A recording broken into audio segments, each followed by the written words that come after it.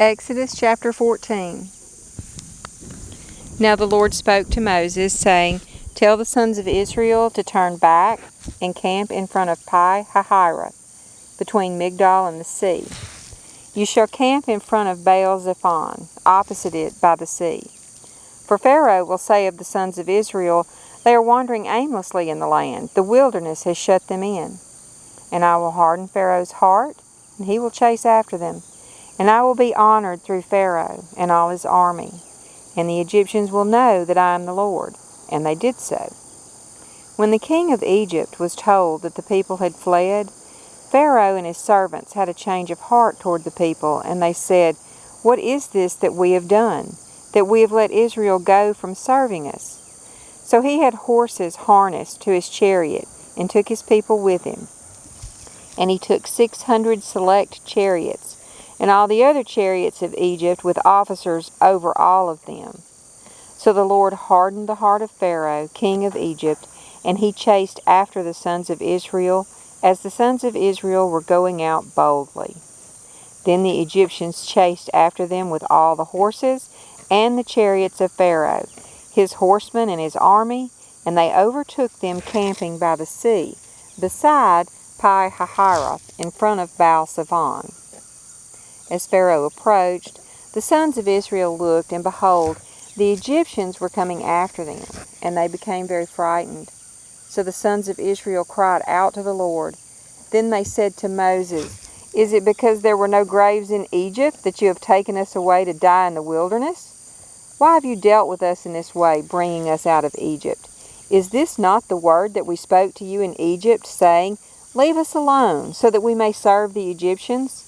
For it would have been better for us to serve the Egyptians than to die in the wilderness. But Moses said to the people, Do not fear. Stand by and see the salvation of the Lord, which he will perform for you today. For the Egyptians you have seen today, you will never see them again, ever. The Lord will fight for you while you keep silent. Then the Lord said to Moses, Why are you crying out to me? Tell the sons of Israel to go forward. As for you, lift up your staff and reach out with your hand over the sea and divide it. And the sons of Israel shall go through the midst of the sea on dry land. As for me, behold, I will harden the hearts of the Egyptians, so that they will go in after them. And I will be honored through Pharaoh and all his army, through his chariots and his horsemen. Then the Egyptians will know that I am the Lord, when I am honored through Pharaoh, through his chariots and through his horsemen. Then the angel of God, who had been going before the camp of Israel, moved and went behind them. And the pillar of cloud moved from before them and stood behind them. So it came between the camp of Egypt and the camp of Israel. And there was the cloud along with the darkness, yet it gave light at the night. Therefore the one did not approach the other all night. Then Moses reached out with his hand over the sea, and the Lord swept the sea back by a strong east wind all night, and turned the sea into dry land, and the waters were divided. So the sons of Israel went through the midst of the sea on the dry land, and the waters were like a wall to them on their right and on their left. Then the Egyptians took up the pursuit, and all Pharaoh's horses, his chariots, and his horsemen went in after them into the midst of the sea. But at the morning watch, the Lord looked down on the army of the Egyptians through the pillar of fire and cloud, and brought the army of the Egyptians into confusion.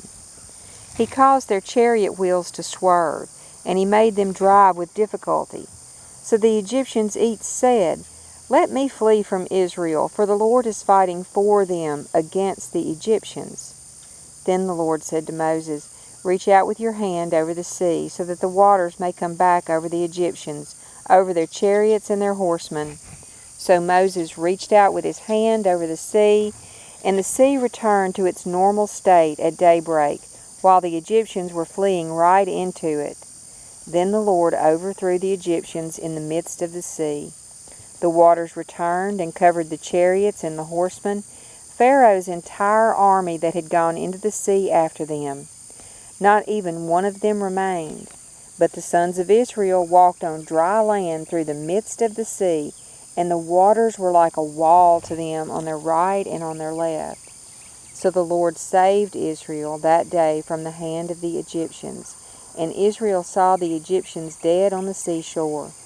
When Israel saw the great power which the Lord had used against the Egyptians, the people feared the Lord, and they believed in the Lord and in his servant Moses.